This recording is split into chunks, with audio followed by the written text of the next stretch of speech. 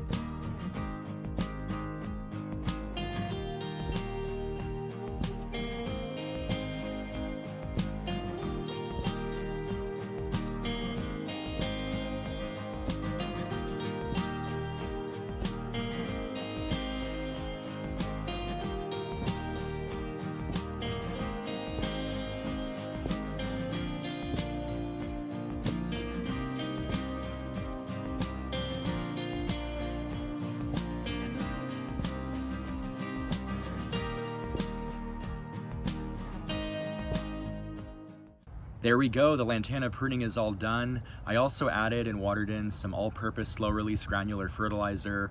The fertilizer will help these plants as they really start pushing more new growth. Now that my lantanas are all pruned and ready for the spring and summer seasons, we can move on to transplanting my scabiosa seedlings. Real quick, before we start transplanting, look at my front porch flower bed. These impatiens have put on so much growth in the last 6 or 7 weeks. If you caught the original planting video, which I'll link in the description of this video, then you'll know there's 120 impatient plants in this bed. It's filled in so nicely. This is exactly what I envisioned for this area. All right, on to transplanting my scabiosa flower seedlings. So these are my seedlings. They're also referred to as pincushion flowers because their blooms look like pincushions. You can see these seedlings have put on some growth since my last update, and they're finally ready to be potted up into some 4-inch containers. Also, here's an update on my Feverfew and Love and a Miss seedlings. They're still so tiny. They're definitely growing, but they're so small. I also still need to start some more Feverfew. The germination rate on this tray wasn't that great. You know, I might as well give you a few more quick updates since there's so many cool things happening in my garden this week. Check out my tropical milkweed plant. It's pushing so much new growth from when I pruned it about 3 weeks ago. I'm so excited for this plant to fill in. You can see all the new growth along the stems. Soon it'll be ready for the next round of monarch caterpillars.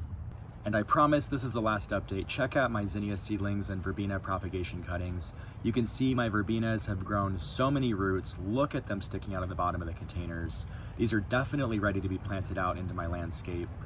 And my zinnias are getting tall. They're almost ready to be pinched. I'll probably pinch the tops off in the next week or so to encourage side branching and bushier plants.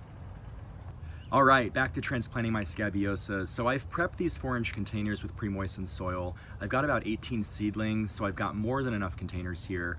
I'm gonna do my best to tease apart these seedlings and plant one in each container, so let's get to it.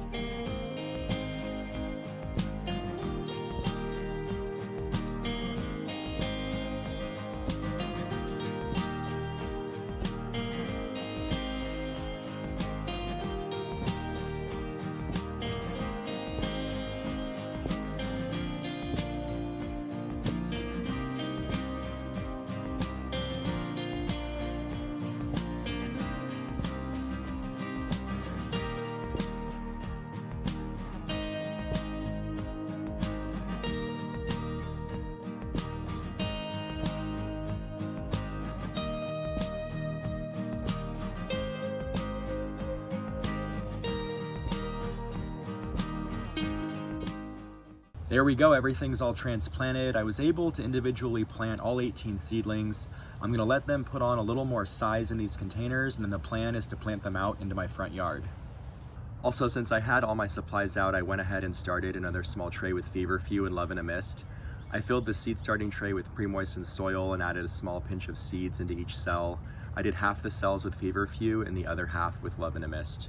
I lightly pressed the seeds into the soil to make sure they had good seed to soil contact. I actually read online that these seeds need light to germinate, so I'm hoping this approach works better. Since last time I lightly covered the seeds with soil, I think that's why my germination rate wasn't that great. Lastly, I misted the seeds with some water and then placed them on my front porch under a humidity dome. So that's a wrap with today's video. I hope you found this information useful, and I hope you're as excited about all my plant updates as I am. I'm so glad I finally was able to transplant my Scabiosa seedlings, and I'm happy that my Lantana has been pruned. Remember to hit those like and subscribe buttons so you can hang out with me in future videos. I hope you have a great rest of your day, and I'll see you in the next one.